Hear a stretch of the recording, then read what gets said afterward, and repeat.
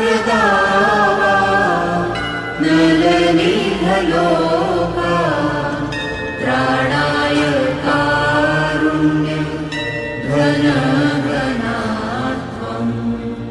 संसारदावा नलनीहलोका